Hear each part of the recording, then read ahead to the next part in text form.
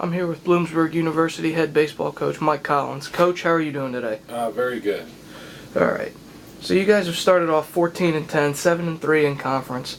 If you could just point out one thing that has propelled you guys to such a solid start, what do you think that one thing would be? It would be tough to point to one thing. I would say most obvious it would be our starting pitching. Right now we're second in the conference in ERA, and it feels like every time out we get a quality start. Our starters are pitching deep in the game, throwing a lot of strikes.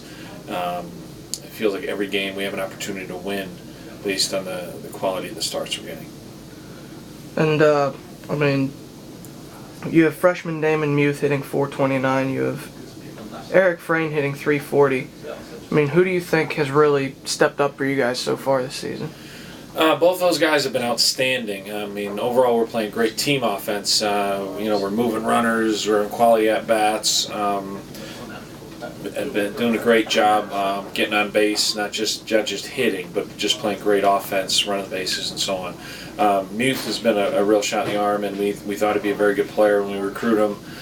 Didn't know we'd get this much offense this early from him, but he's adjusted college pitching extremely well, and he's swung the bat well, and he's hit with people on base, and we've been able to move into the middle of the lineup, which is unusual that a freshman can hit the middle of the lineup. And then Frayne is from Gloucester Community College. We knew we needed an impact, top of the lineup kind of guy, somebody could run, steal bases, and put pressure on the defense, and can play multiple positions. And Eric has done a fantastic job. We were able to plug him right in, and he's on base all the time, and he can steal bases, he can bunt.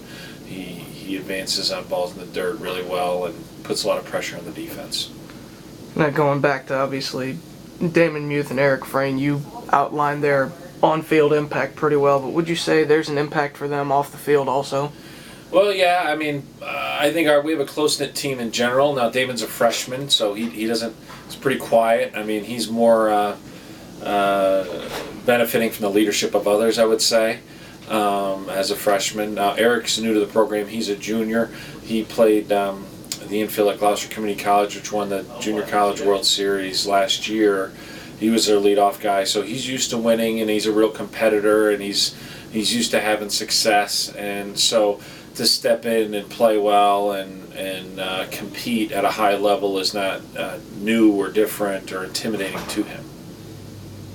You had mentioned the starting pitching has been a real strength for you guys this year, and obviously last week against Westchester you had Casey Cooperman and Tyler Hill both toss complete games. What were your expectations for the pitching staff, and how do you think they've handled those expectations in comparison to them? They've done really well. Cooperman has pitched a lot for us. He's pitched a lot of big games. He's going to be up there in the record books in terms of numbers of innings pitched. I think the experience he's had in the last 4 years really prepared him to play the significant role he has as a senior. Tyler Hill is a real competitor, and he was a bullpen guy for us in the first couple of years, and we kind of been grooming him to be a starter. And he's an extremely hard worker, and he's kind of developed physically to a point where he can have he has 3 pitches for strikes, and his velocity has continued to climb, and so he's really turned into a starter. He kind of meets the profile of a starter. And both guys are strike throwers. We keep strike percentages on all our guys, and we really fit them in the roles based on their ability to throw strikes and command pitches. And both those guys have command of 3 pitches. Their strike percentages are really high in all 3. And if you could throw a lot of strikes and you have good stuff, you're going to win. And those guys just fill up the zone with strikes. And if we catch the ball behind them, it's going to be tough for offenses to score off those guys. You guys have put up a lot of offensive production early this year.